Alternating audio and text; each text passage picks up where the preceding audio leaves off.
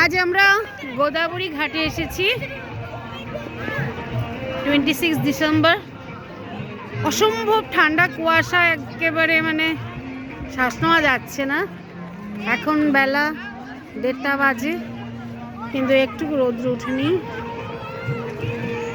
তথাপি মনোরম দৃশ্যে আমাদের এত আনন্দ লাগছে এখানে এসে। এই যে উট চালক, খুব সুন্দর সুন্দর মন্দির আছে, সেলফি পয়েন্ট। ওহো, গুপ্তার ঘাট, খুব ভালো লাগছে। এই যে অনেক বোট রেডি বেড়াতে নিয়ে যাওয়ার জন্য, কিন্তু ঠান্ডার জন্য আমরা বোটিং করতে পারলাম না।